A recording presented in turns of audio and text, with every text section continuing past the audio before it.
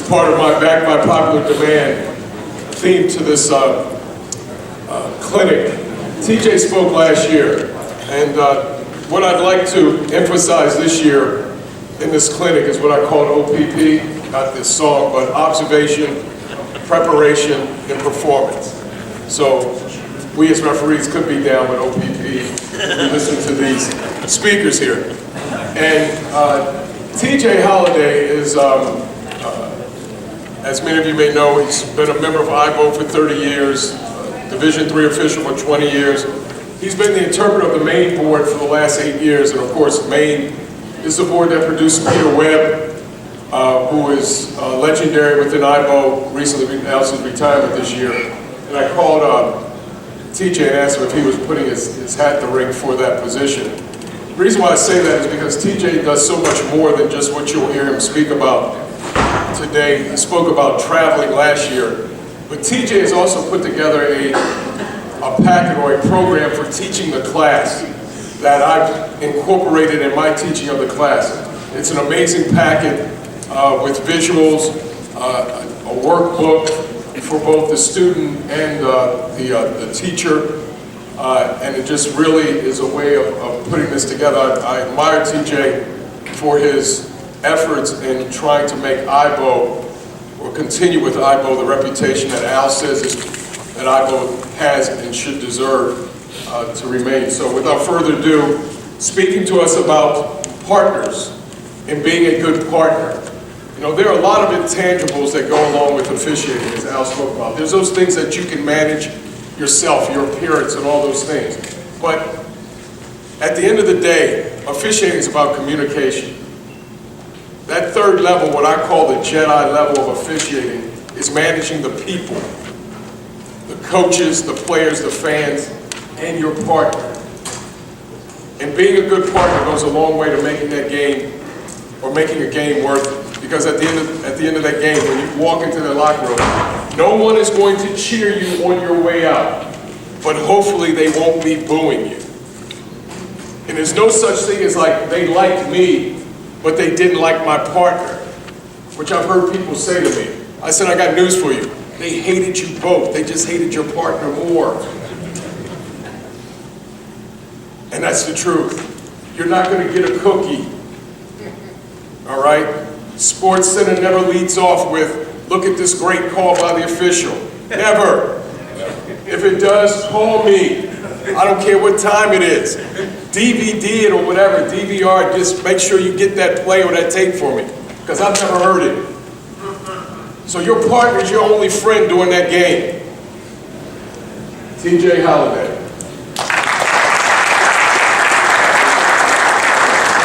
Thank you, man. First and foremost, I got to tell you how refreshing it is to see how many people we have here on Saturday morning that come and talk about the game of basketball. I love the game of basketball. But we have a tendency in our game to take things for granted, and I really hope and pray that you don't take for granted the session you guys just had with Al. I travel the entire country, going to basketball clinics, and by far, without question, you're probably the most knowledgeable person on the rules of the game of basketball, all the rules there is in the country. So you guys are very fortunate to have me here. Make sure you don't take that for granted.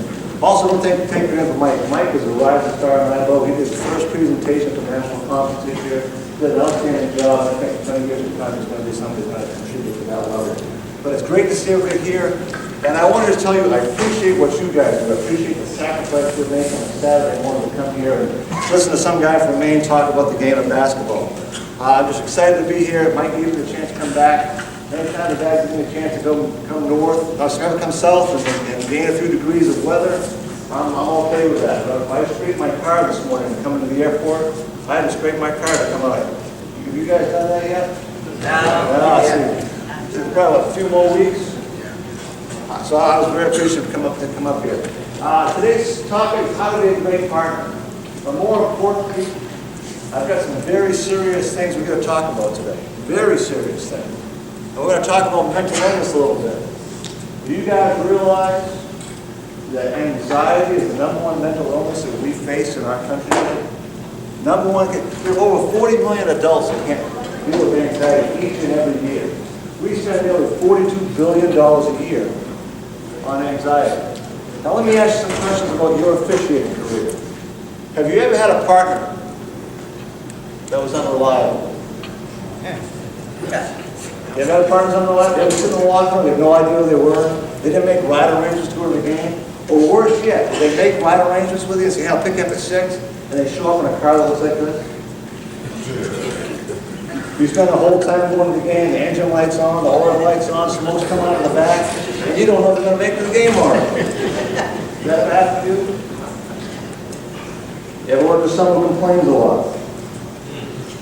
The commissioner's no good, the assigner's no good, the schools are against them, the players, they complain about everything. You tell the story, if it wasn't for all those people that be in Division I, you know those people?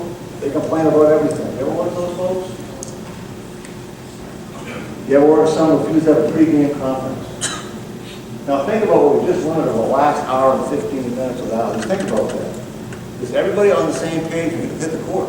Got to have a pregame conference. You got to have it. It's a necessity. You ever work with this official?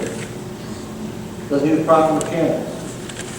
Doesn't switch on fouls. Has to bounce the ball across the lane. Does his own thing. This guy's a genius. This guy says, I'll take the division line, you do the rest. He has Mr. Ruling all season long. Okay? You ever work with this official? No idea. You're going this direction, you're going that direction. Is the foul in the offense or the defense? You've got no clue because the signals are so bad. You ever work with this official?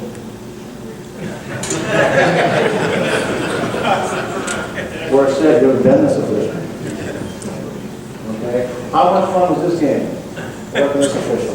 I did the same presentation in Pueblo, Colorado last week, and I got in the back row pointing, I got hell, it's him. It's that guy. You don't need that. Understand, it's no fun working with someone who lacks confidence. You ever work with someone like this? Constantly ruling us out of primary coverage area. Constantly. You're on top of the play, you get a nice angle, next thing you hear a whistle from Saskatchewan. You have no idea where it came from. How much fun is that? You ever work with this guy? Butts heads in everybody. He's in with the fans, he's in with the crowd, he's in with the coaches, he's in with everybody. Very confrontational. I worked a game with somebody a few years ago, a kid got on him, the next thing you know, the kid fouled up. The guy called all 5 fouls on him. Was it because of his ego or was it because of the rules? Don't let the ego get on ahead of what we're doing here. Well, if you get to guess any of these questions, I got some bad news for you. You've experienced partner-induced anxiety. Don't worry, you're not alone. 9 out of 10 officials suffer from partner-induced anxiety each and every year. And the one guy that doesn't, he's causing all the rest of it. So we understand that there's a real issue in our game, partner-induced anxiety. Now, there's a cure. No, it's none of those things. None of those things. It's a 7-step program. 7 steps to becoming a great partner. 7-step program. Why is understanding partner-induced anxiety so important? Because there's an inverse relationship by how much anxiety you cause and how much success you can achieve. Isn't that true? If your assignment can't trust you to be where you are, the coaches have no idea what you're doing, if your partners can't trust you, can you be successful in our game? I preach very much to our guys in Maine that the only way you're going to really excel in the game of basketball is earn the respect of the people in this room. You want to go to war with someone, you've got to be able to trust them. So understand it's a real issue that anxiety and success have an inverse relationship. Now, where does this presentation come from? I've been an interpreter 8 years, I'm going on my 9th year. This presentation comes from 9 years of listening to officials talk about other officials. Everything in this presentation, I've had a phone call, a text, an email, someone talking to me about another official. That's where the presentation comes from. Now, I'm big into music. People like music? I love music. We're going to pick a theme song. We're going to pick a theme song for your season. I'm going to give you a list, and you're going to pick one out, and I want you to pick a theme song for your season. Here's the first choice. The Thrill Is Gone by B.B. King. Got any officials like that anymore? I got mine. They're going through the motions. They don't quite get to the same spot in the trails they used to. They're in it for the paycheck. Any of those folks? How about this guy? Take This As Yours and Shove It by Johnny Paycheck. We've got a few disgruntled officials on our board. Any of yours? The ones that are kind of angry, don't get edge to them. How about this official? Dazed and confused. Got a few of those.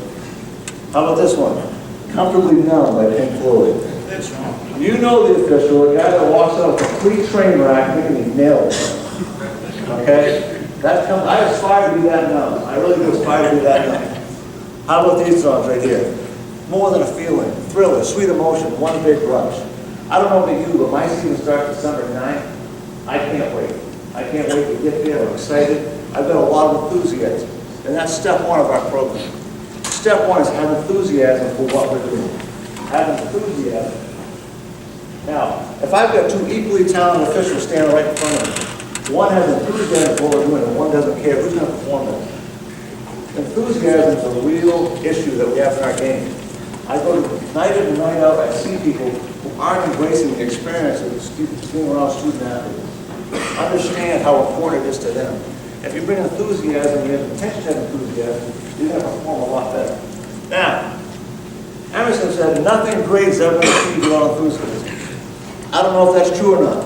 I really don't know if that's true. I am 10 years younger than my sister.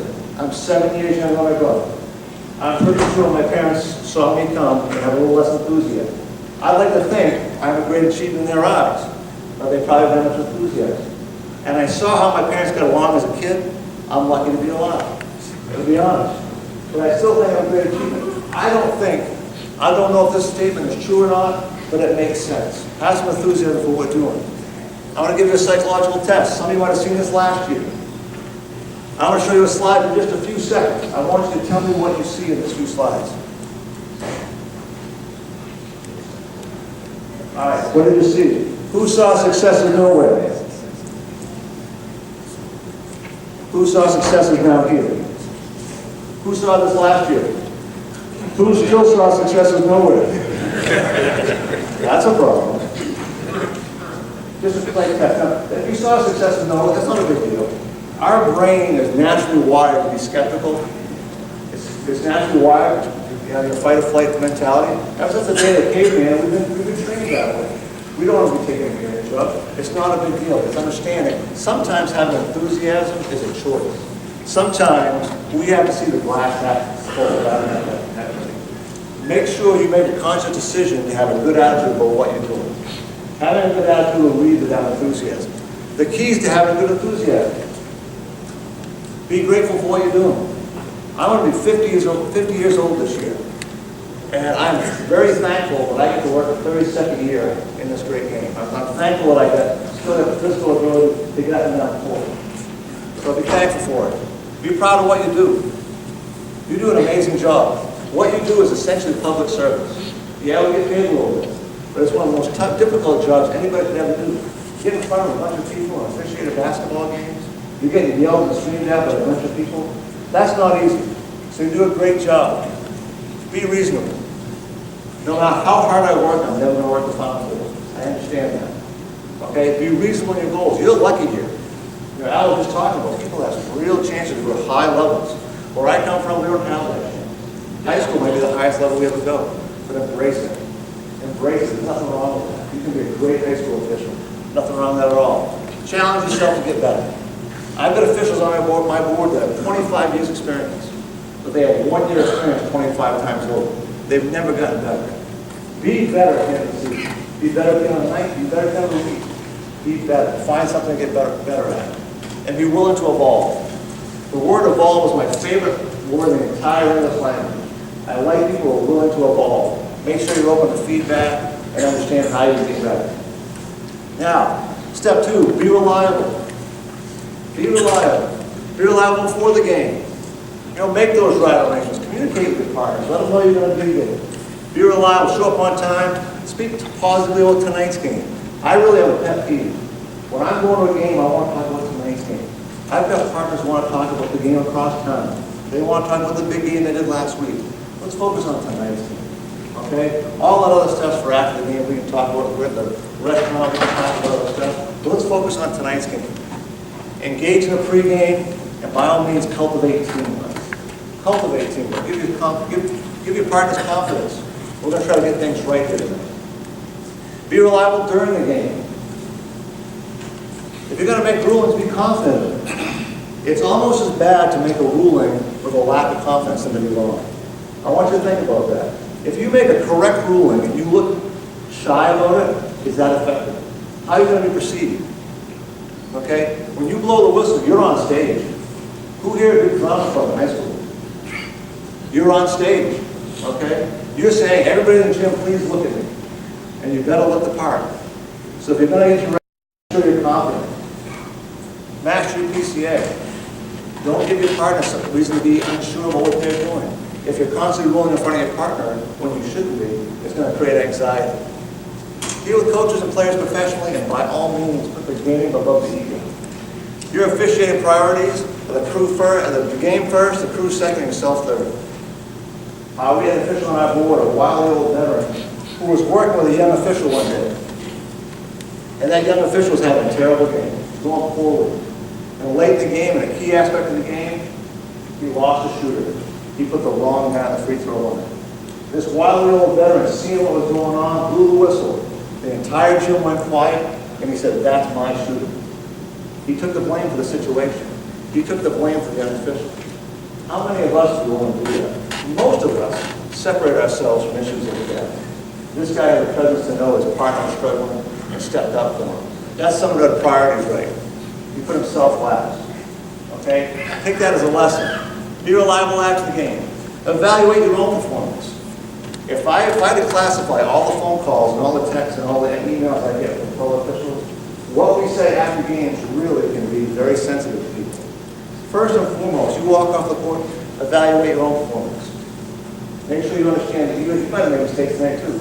Okay? Don't be so quick to judge your partner. Be respectful of your partner. I don't go to Mike and say, "Mike, I think you missed that one." That's not beneficial. If I want to give Mike feedback, let's have a conversation about the rule and not about the person. Okay? Hey, Mike, what'd you have on that one? Much different conversation. Much different conversation. Be respectful. All right? What's that? This is the right call. That's right. Strive to improve next game.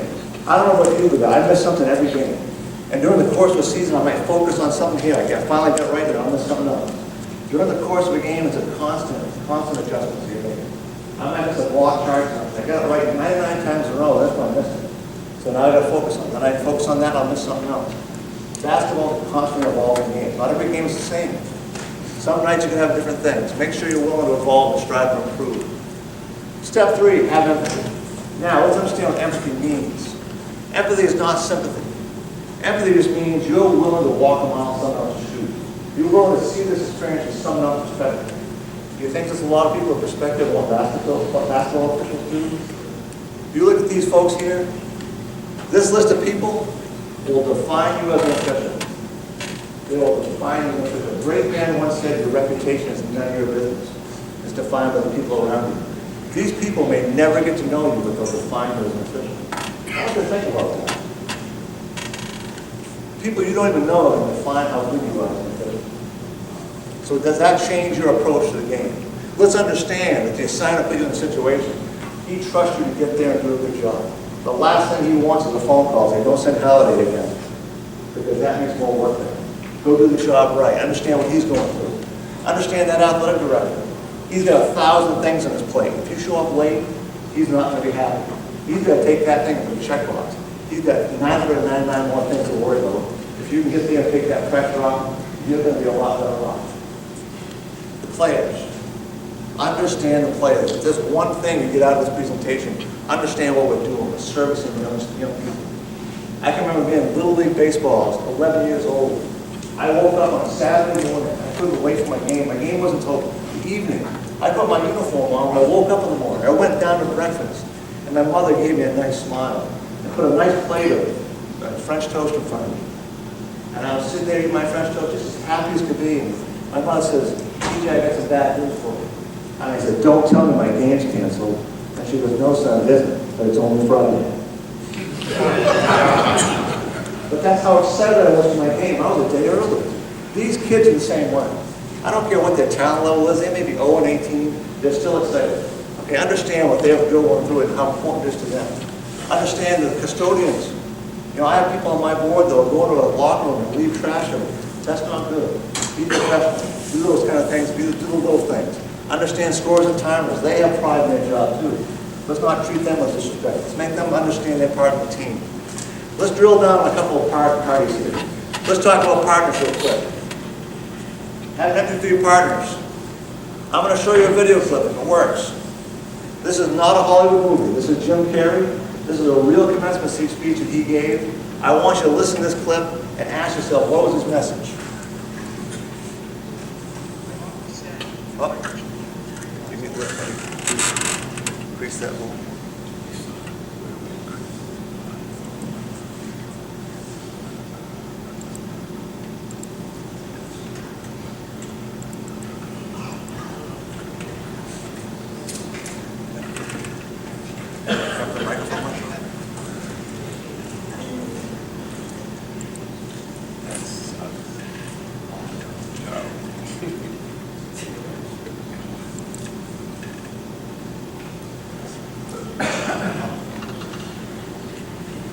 Have empathy for TJ. Have empathy for TJ, that's right. So I have the technical difficulties. Let's see. Look at the mic. I've often said that I wish people would realize all their dreams of wealth and fame, so that they can see that it's not where you're going to find your sense of completion. How will you serve the world? What do they think that your talent can provide? That's all you have to figure out. As someone who's done what you're about to go and do, I can tell you from experience, the effect you have on others is the most valuable currency there is. Okay. Yeah, a couple points there. First of all, what talent do we have that serves this game? We got a lot of talent. A lot of intellectual property. You guys are experts in the game of basketball. The second point was, how we treat one another is the most valuable currency there is. Understand that we have partners. We got to make sure we have that relationship and get it strong. I know it sounds corny, but if I had a wish as an interpreter, I just wish my people would treat each other better. We're all in competition. The state of Maine, you have a grading system, you're trying to make it, but you can't step on somebody else and try to make it. Understand that treating one another is just valuable, important. Gravity's part of that equation. Don't step on someone else's back, just try to make it yourself. Cultivate that relationship.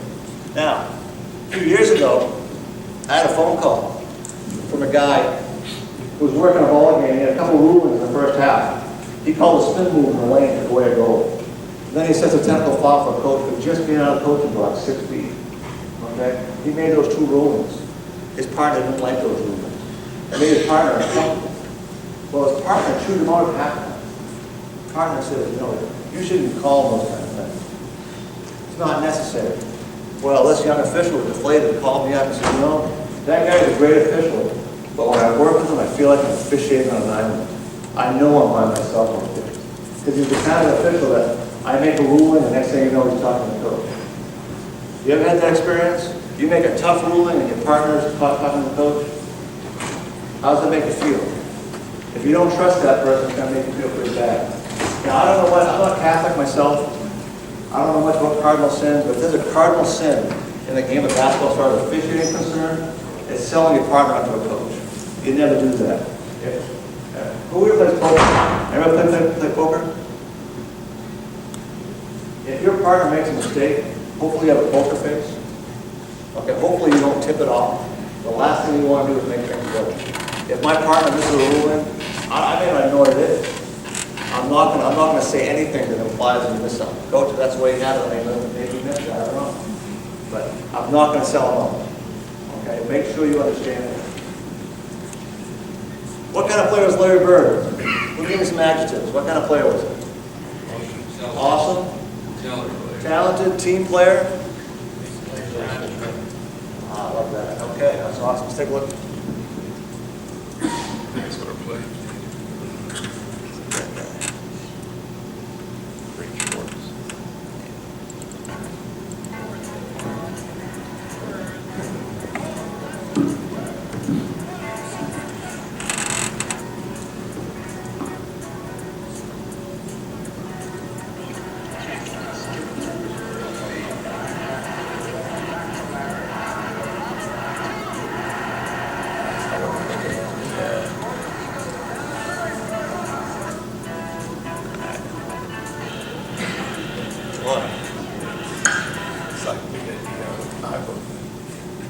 All right, he was obviously an excellent passer.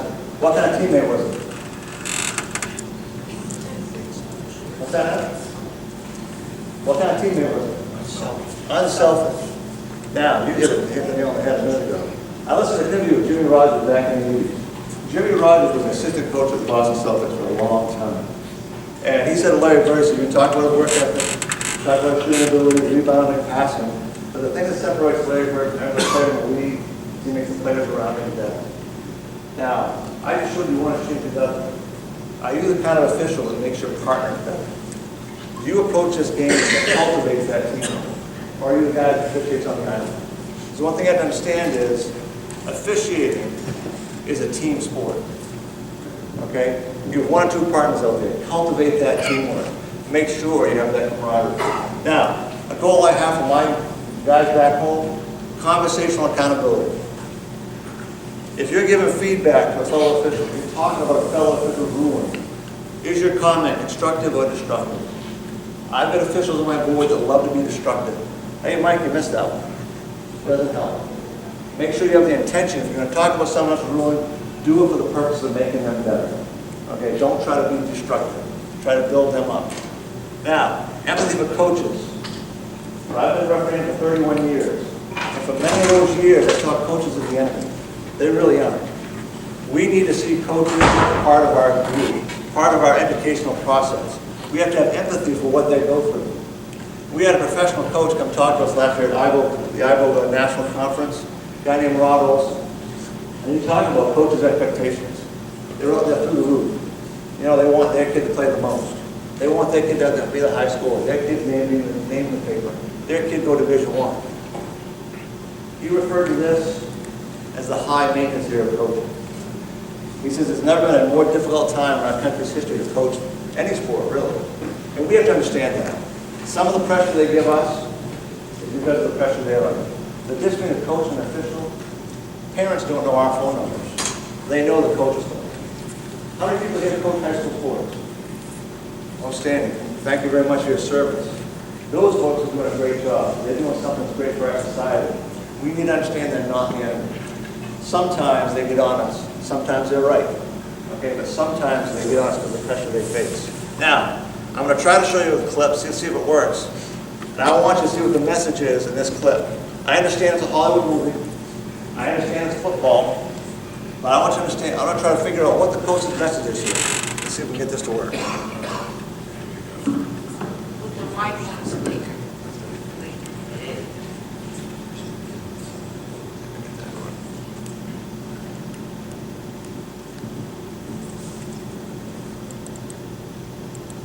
You know, when you get old in life, things get taken. That's part of life. But you only learn that when you start losing. You find out life's just a game of inches. Can't hear it. Can't hear it. Can't hear the game. Life moves along. The margin of error is so small. I mean, Too wide. You might.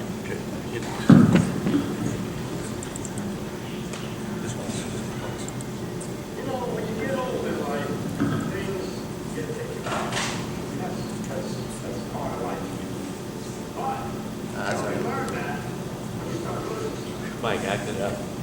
You find out life's just a game of inches. So small. Because in either game, life or football, the margin for error is so small. I mean, one half a step too late or too early, you don't quite make it. One half second too slow, too fast, you don't quite catch it. The inches we need are everywhere around us. They're in every break in the game.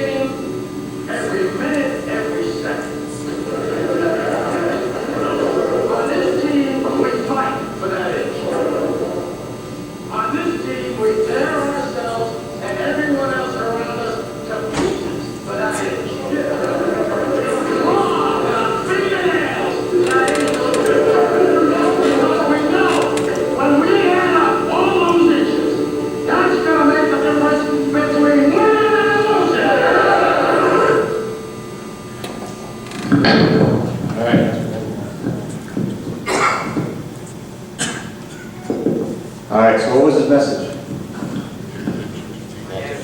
We pay attention to details. What else? Everybody work together. What's that? It's a script, that's what he said. Oh, good, there you go. Awesome. If you wanted to. Yeah. His message was fight for everything. He wanted to implore his team to fight and scratch and claw for everything. Let me ask you a question. If he's the kind of coach that's asking his kids to fight for every inch, and you've got a 50-50 ruling, is it realistic for him not to challenge the ruling? Not at all, okay? We had a Division I coach come talk to us. He says, look, guys, I respect what you do. I respect what officials do, and I can't commend you enough for serving our game. But if you've got a 50-50 ruling, you've got to understand, I'm asking my kids to fight for everything. I'm going to fight for everything too. I'm sending a message to my team that I'm fighting and working hard. Now, we have rules. Mr. Batiste went through them very, very rigorously this morning. If they break those rules, we've got to penalize. But understand that sometimes they challenge you, it's a strategy. It's just a strategy, okay? If you understand that, you can step back and empathize with what they're going through. I got what they're doing. If they break the rules, I'm going to penalize, but now I can at least understand, I need to take it personally. It's not a personal thing. It's a strategy on their part. They try to work us, and we try to understand how to apply the rules. Now, the question is, does it work? Do you change the way you officiate because someone got on you a little bit? Absolutely not. You have conviction for the rules, you do the job right. But just understand, we don't need to take it personally every time the coach gets on us. A lot of times, they're just doing their job. Understand it. Now, dealing with coaches. Expect challenges, match their intensity with accountability. Never allow yourself a rule that isn't important. We had a coach back in Maine that they coached a team that won the championship just about every year. They win most of their regular season games by 30 or 40 points. And yet he was a pain in the butt every night. You rule out of bounds ruling, they were up 40, and he'd get on you if you didn't get it right. It's like, well, what is wrong with you? This doesn't matter. Well, he retired a few years ago, and I asked him that question. I said, why on earth he was such a pain? And I could say that to him after he retired. And he said, you have to understand something. I've got student athletes. They win every night by a lot of points. How do I keep them motivated? He says, complacency is a huge killer in athletics. It's a huge killer for my team. And I need to keep them sharp. I can't get them to the next level if I don't think I'm working hard. And they see that, and they keep that intensity up. Light bulb on, okay? When that guy gets on me, but I take it personally, I understand what he's doing. So again, just understand that they might have an ulterior motive to give you good pressure. All right? Understand that. Responding coaches. I hope we respond to coaches for clarification. It's been a long time since I've argued with a coach. If I've got a ruling, my conversation with that coach is not about right or wrong. I'm going to explain why I had what I had, or I'm going to clarify a rule if he doesn't understand it. But I'm not going to argue right or wrong. I'm going to clarify. Coach, this is why I had it. If he says I got it right or wrong, it doesn't matter now. It's too late. We're moving on. Okay, so my response is going to be clarification, not argument. Be mindful of language you use. Don't be combative. Watch your tone of voice. You don't want to be argumentative. And watch your body language and gestures. Be very calm, very composed, and just respond very matter-of-factly. If you can, use rules-based language. Coach, that's a violation of Rule 427. Okay? Stuff like that. That will take care of it. Make sure you understand. Communication should be when the clock is stopped. We have to emphasize this, our official. We want to be so responsive. Coaches over here give me a hard time. If I turn my head and deal with him, I'm going to miss someone on the floor. Try to communicate when the clock is stopped. Don't delay the game unless there's a reason. You know, sometimes coaches want to use these situations to try to disrupt the flow of the game. That's illegal. But if there is a legitimate, unusual situation, AP error mistake, correctable error, anything along this timing mistake, it's okay to bring coaches together. Why do you want to bring coaches together? They want to hear the same message from both of them. Both coaches hear the same message from you. There's no guessing. Because I'm going to tell you what, if I spend 5 minutes with this coach over here, that coach over there is going to want 5 minutes. So if you've got an unusual situation, bring it together, get it done. That way everybody gets the same thing. There's no questions. Now, have effective responses. Again, I don't like to argue. Coach, if that's the way you started, I missed it. That ends a lot of conversations. Coach, if that's the way you had it, I missed it. I'm not arguing. Okay? I hear what you're saying. Most coaches want to be heard. All they want is validation. Coach, I got you. That's an excellent point. I'll take a look for it. Okay? If you can use those kind of comments, you'll go a long way. Okay? But if you start, I know it didn't. You know, now you're listening to another response from them. You want to have this to be a diffusing interaction. You want to calm that coach. Coach, I hear what you're saying. I'll take a look for it. What else can we say? Okay? Have a high emotional intelligence. Know your buttons. When I was a young official, I used to hate it when the coaches say, call them both ways. I get really angry. Call them both ways. Are you saying I'm cheating? I have an official in Maine that when he hears that comment, he'll say, Coach, are you saying I'm cheating? He actually had a coach said, yes, I am. This is okay. Technical foul. Seriously, it did happen. But that was my button. I used to have a real emotional response to that. I worked very hard not to have an emotional response to that. Because sometimes these coaches just, they've heard it 1,000 times, so they say it. So I asked him, I said, Coach, you saying I'm cheating? Oh, no, sorry, I get it. Because they don't think about what they're saying. But understand, know your own buttons. Maybe your button's something different. What comment sets you off? What comment gets under your skin?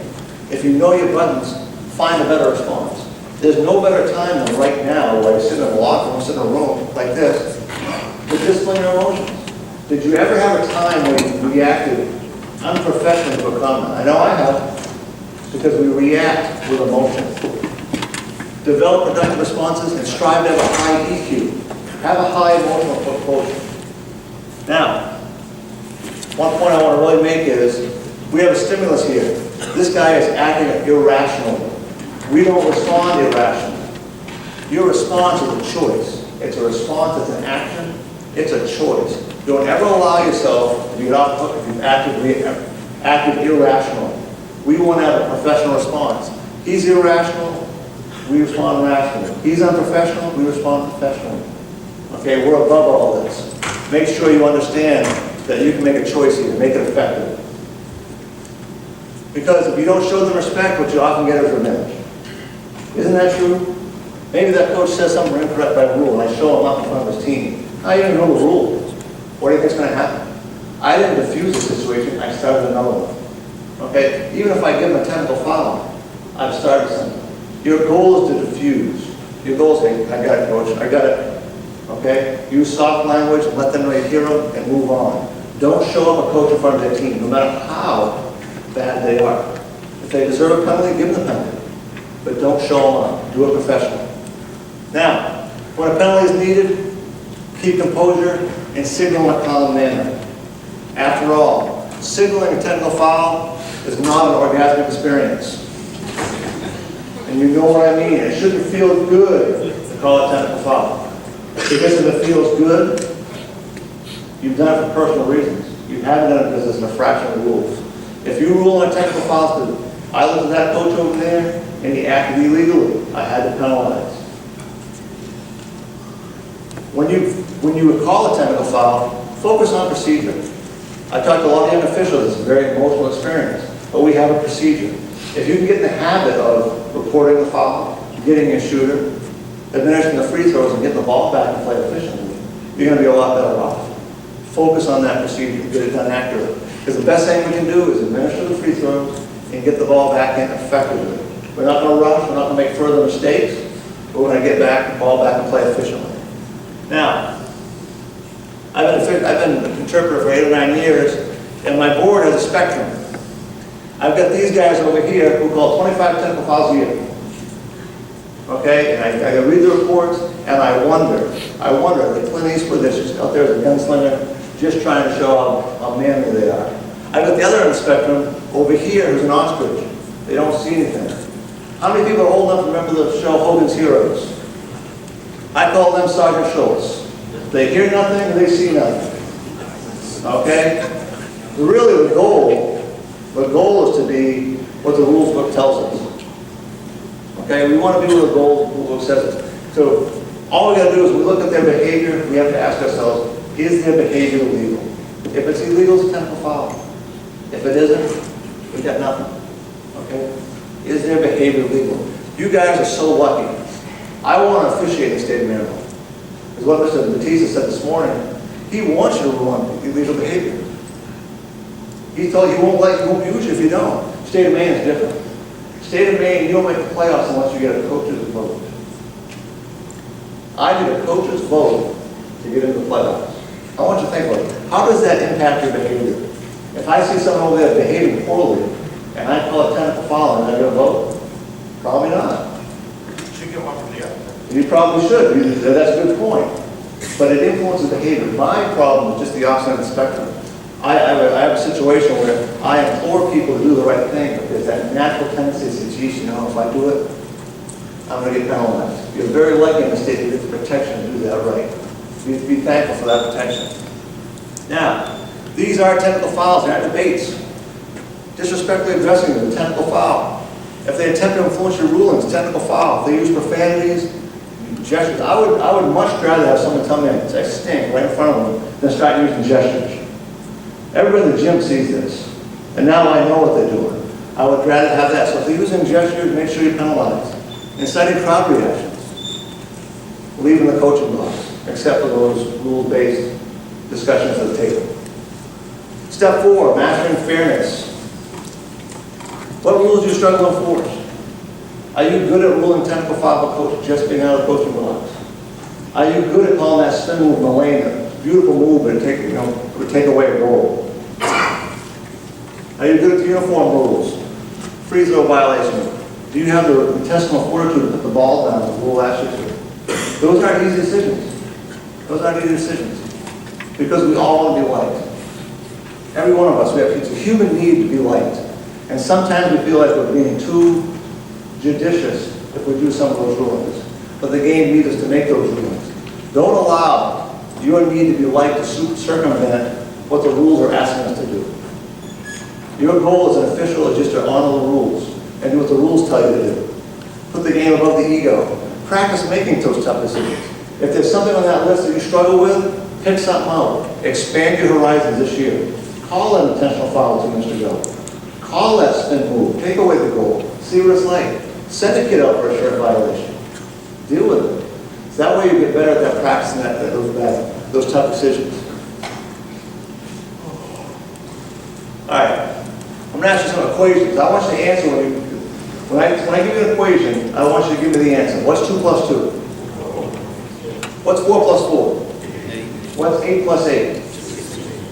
What's 16 plus 16? What's 41 plus 57?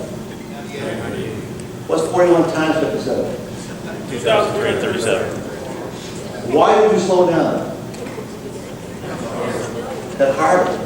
Now, some of you probably haven't thought of 2 plus 2 in years, but you knew the answer. You have the mind now. See, our brains are inherently lazy. They love subconscious behavior. You ever driven to work someday, you got to work, and not even remember how you got there? That's just subconscious. It happens naturally. As those equations got more difficult, it took longer to process. Do you think that happened to some of the rules? I mean, if you took some of these more difficult plays and made them routine, they'd become easier. But the first thing you have to do is open your mind and to open yourself up to that possibility of ruling on these things. I have officials back home that will sit right here in the front row and will nod their head yes when I do a traveling presentation and see the spin move and say, yeah, that's illegal. And I'll go watch them Monday night and that move will happen and they don't make the ruling. Because I know they don't have it here to make that decision. They're putting their ego above their game. So make sure you understand, practice those equations, get those difficult rulings and make them second nature. The Navy SEALs have a saying, get comfortable being uncomfortable. Get comfortable being uncomfortable. Make some of those rulings and expand your comfort zone. Because after all, we understand when you first start officiating, your comfort zone may be basic fouls, traveling, and out of bounds. We get that.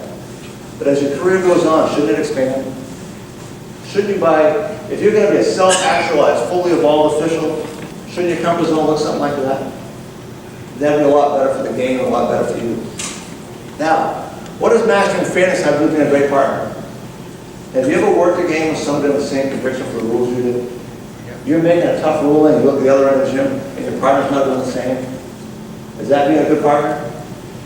Make sure you understand that's a baseline decision that we all make to have mastered the rules and be willing to enforce them.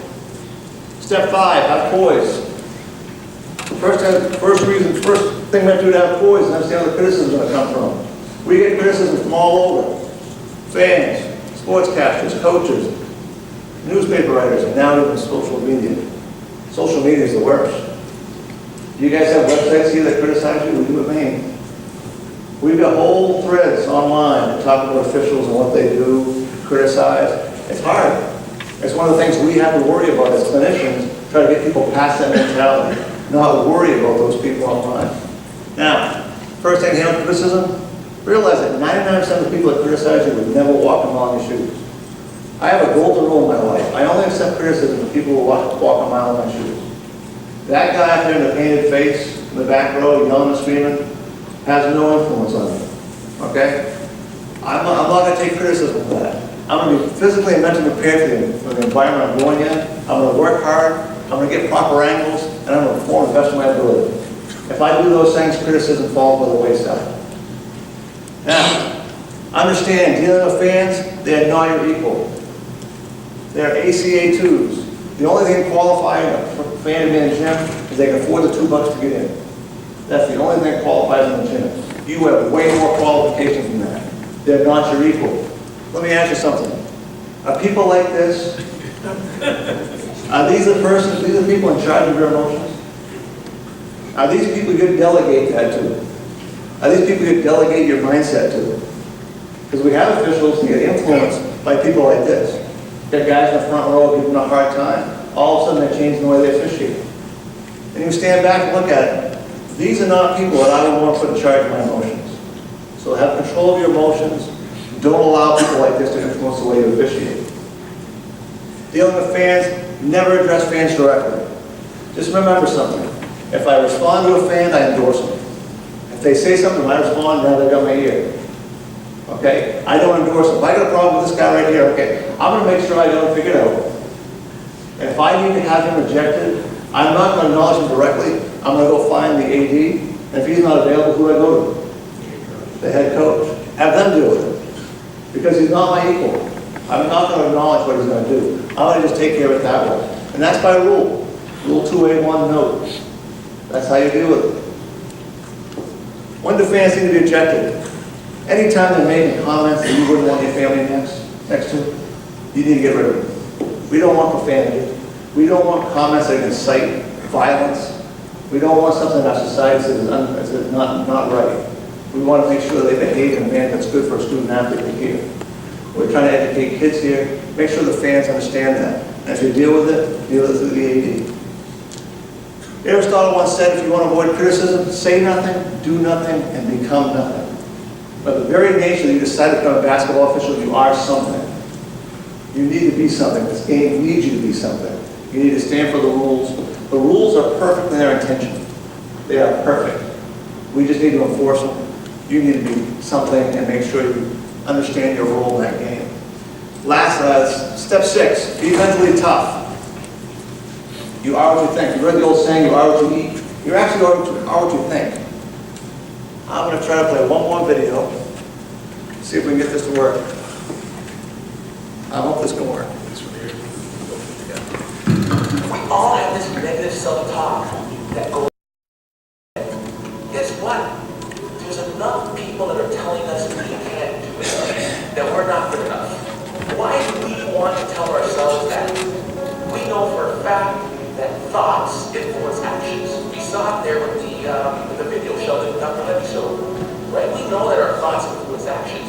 Why do we want to say that negative self-talk to ourselves? We need to get our own self-affirmations. Muhammad Ali, what was his self-affirmation? I am the greatest. Who else is going to tell you? There need to be quiet moments in your bedroom, quiet moments when you're brushing your teeth, that we need to reaffirm. I am the captain of my ship and the master of my fate. That is my affirmation. Muhammad Ali, I am the greatest. There is no one better than me. The difference between hubris and ego, false pride, it's just reminding yourself in quiet, silent moments. I put it down on the list. It's right beside my mirror. Been chopping trees. I done something new for this fight. How to wrestle with an alligator.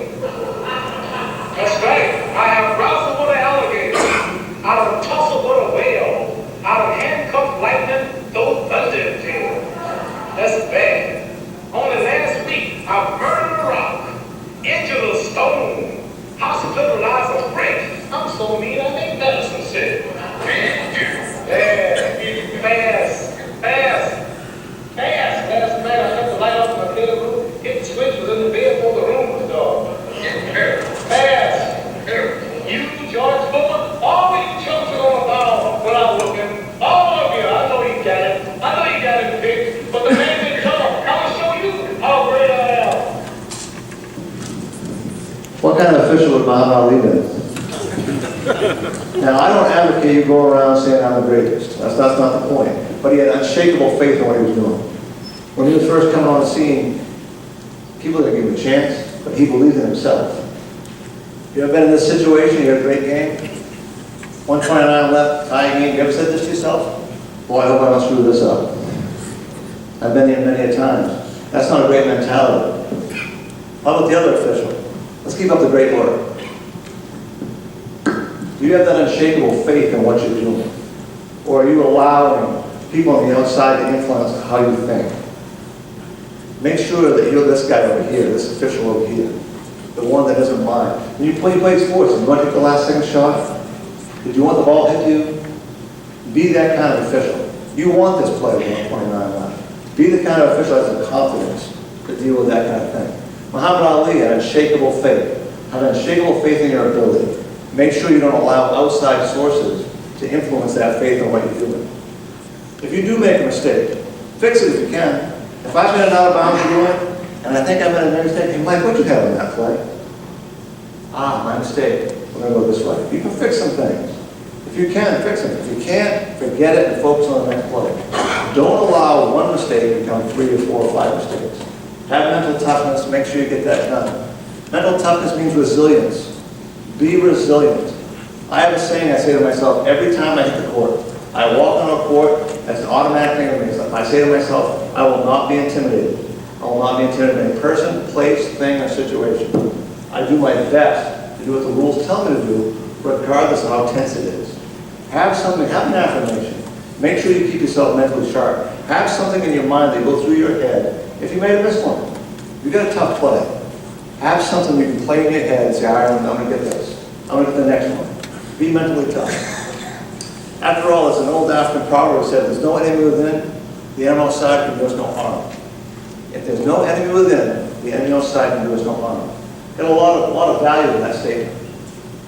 The only person that can really hurt you between your ears is yourself. Don't allow it to happen. Make sure that there's no enemy within. The last one is be accountable.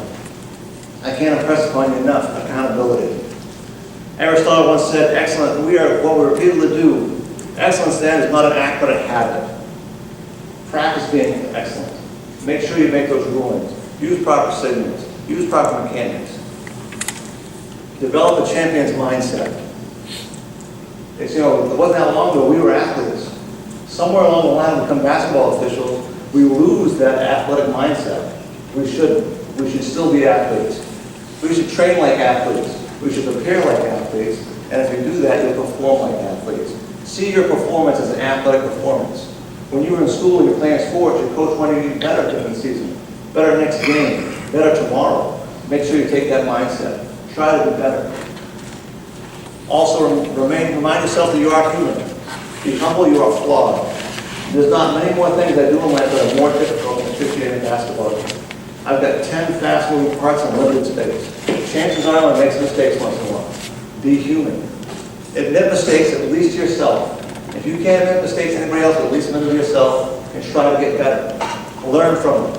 Make adjustments, learn from improvement, and try to evolve as an official. My final thought today is this title and the entire list that you saw today, none of it takes talent. None of it. You can have enthusiasm, that's a choice. You can be reliable, that's a commitment. You can have empathy, that's a choice. Master fairness, poise, be mentally tough and accountable. Those are all choices. And if you can master these 7 lists, there's 7 items on this list, we can put an end to partner-induced anxiety and you'll have your greatest season ever. Thank you very much for your time.